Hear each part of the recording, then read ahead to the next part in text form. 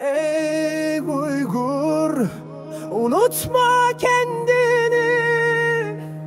Pazarda satılacak mal değilsin.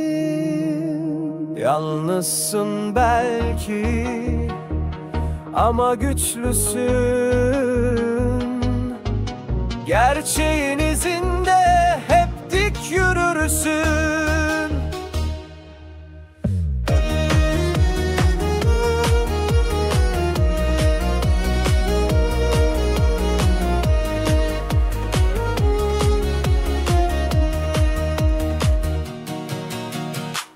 Sözlere değil davranışa bak.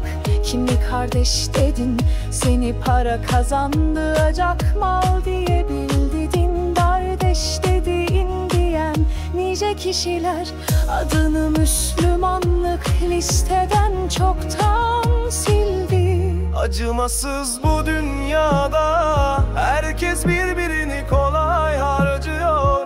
İnsan borsasında fiyatın vardır. Sen can çekiştikçe pazarlık artıyor. Ey Uygur, unutma kendini. Pazarda satılacak mal değilsin. Yalnızsın belki ama güçlüsün. Gerçeğin izinde hep dik yürürsün.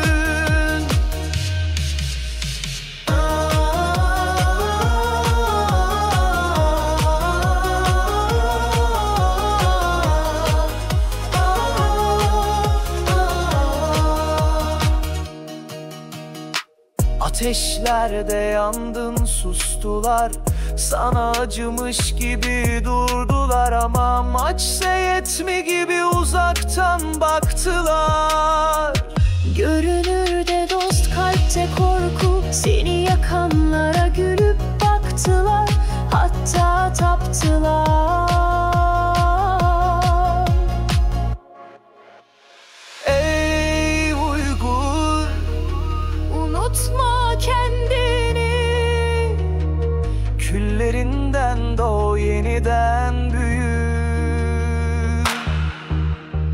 Eski defterleri teker teker sil, kalk. Korkma, ileri yürü. Ey Uygur, Unutma kendini. pazarda satılacak mal değilsin. Yalnızsın belki